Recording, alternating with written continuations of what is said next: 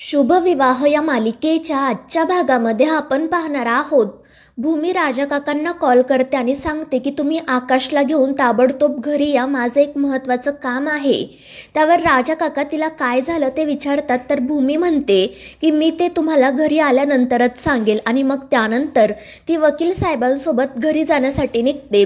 मात्र वकील साहेब तिला विचारत असतात की आधी आपण पोलीस स्टेशनला जायचं का. मात्र भूमी म्हणते नाही, त्याआधी आपण घरी जाऊ.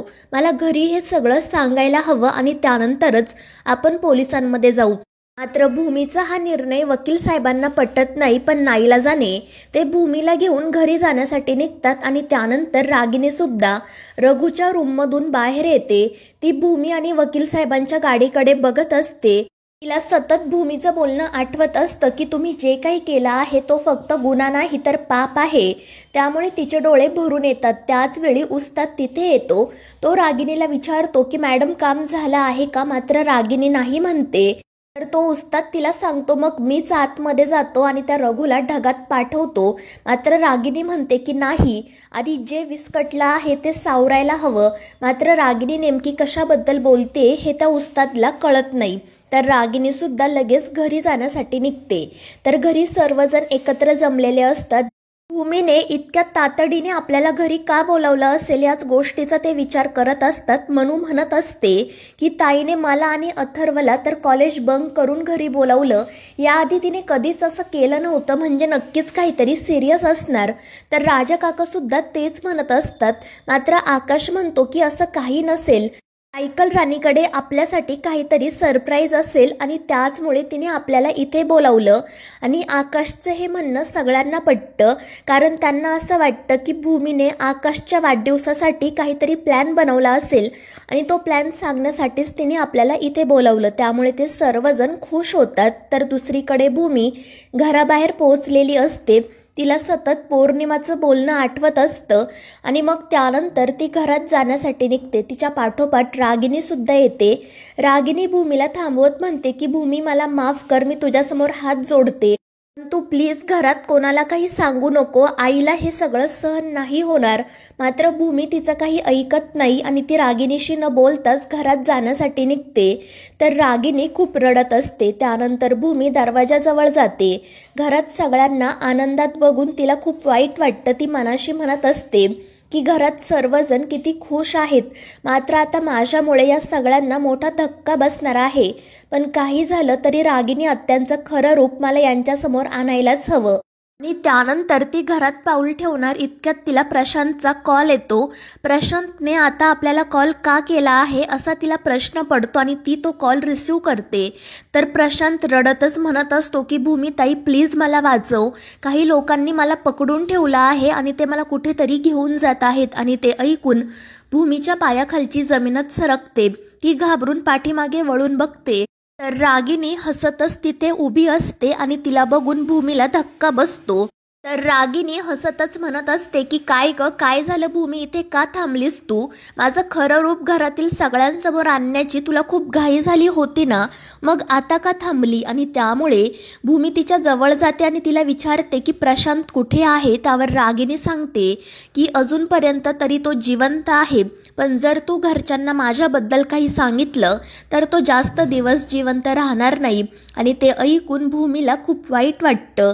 तर रागिनी हसतच तिला म्हणत असते की माझं खरं रूप तुला घरच्यांसमोर आणायचं होतं ना, मग जा आणि सांग आता घरच्यांना. मात्र भूमी काहीच बोलत नाही. आणि त्याच वेळी आकाश तिथे येतो. तो रागिनी आणि भूमीला विचारत असतो की तुम्ही इथे काय करताय, आम्ही सर्वजण तुमची आतमध्ये वाट बघतोय. आणि मग त्यानंतर तो त्या दोघींचा हात पकडून त्यांना आतमध्ये घेऊन जातो.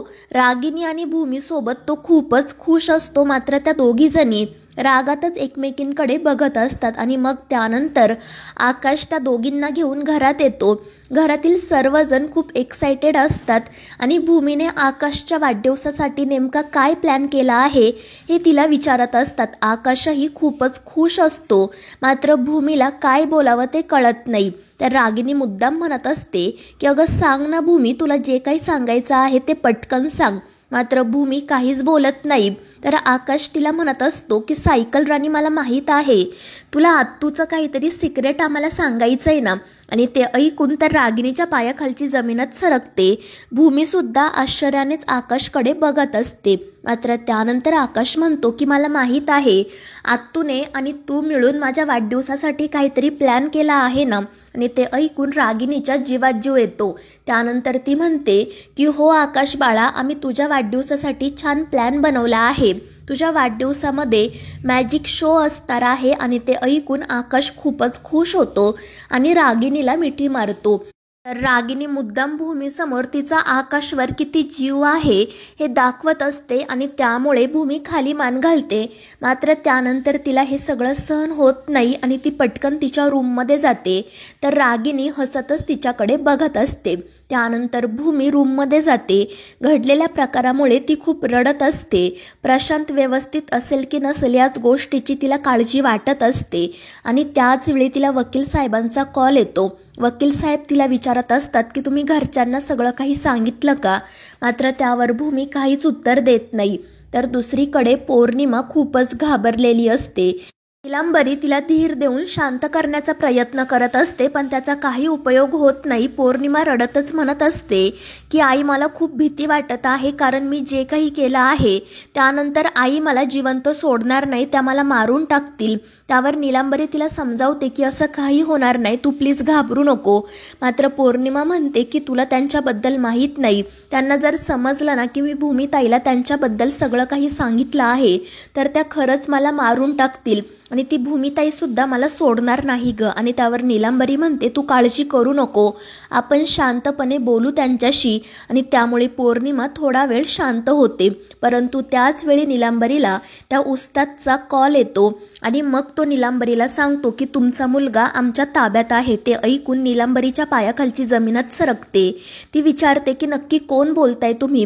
मात्र तो उस्ताद काही न बोलताच फोन ठेवून देतो.